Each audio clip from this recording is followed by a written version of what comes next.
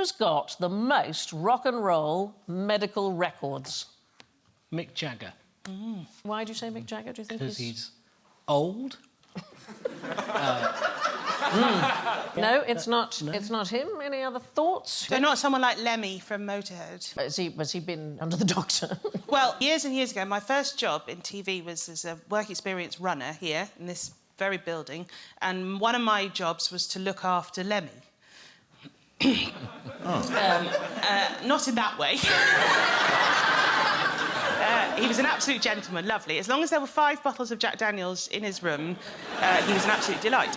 He was actually very, very nice, but he did tell the story where he said that he had heard that people in the 60s were having full blood transfusions, people who had been addicted to drugs. So that they no longer had drugs in their system? Yes. And he had gone to his doctor and said, you know, I have been drinking and doing everything, you know, so I'd be interested in this too. And he said his doctor told him that if they were to do that to him, the shock to his organs of clean blood would kill him instantly. So it would be best to remain 90% Jack Daniels. It's topped up. Yeah, just want to... He lived to an ripe old age. So. Yes. That's why I've got a mug of JD right here. So here's the thing. Western media, quite a wide range of it was banned in Russia during the 1950s and 60s. So there was a black market in bootleg gramophone records. Now, you had to fashion it out of some kind of readily available source of thin plastic. What might it be? Condoms. No. No, we are talking about X-ray sheets. And, in fact, I have a record here. Is that an actual one? That is an actual one. So they were known... I'm going to try and say it in Russian. Rock na kostyak. Rock on bones, they were known as. They were also known as Skelet moya babushki, a skeleton of my granny. I see. So I can see now. I've got this... I can see the image of the bones. Light box, and if I hold it up... that. Like That that. was amazing. How amazing. Then you can... But does the record just sound like someone going, ah!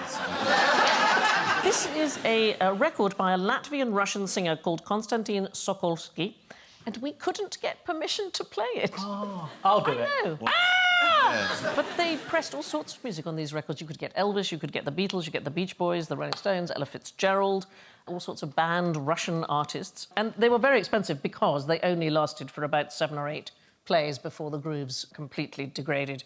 But very popular for not only for their musical content, but their appearance. So what is on this record, then, that he doesn't want playing? A wonderful, sort of rather jolly, rollicking Russian song. Have you heard it? Yes, I have. Can you recreate it to some extent? Ha!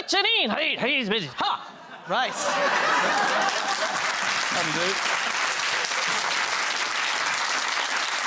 I thought I was in a pub in Glasgow for a minute. Get me better with a couple of nipple tassels. You can still buy them today. What I like is if they've got better-looking bones on them, they're more expensive.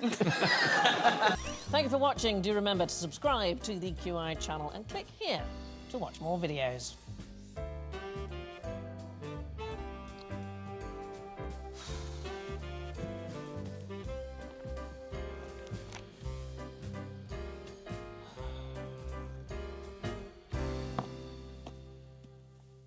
Please, come on, pick something.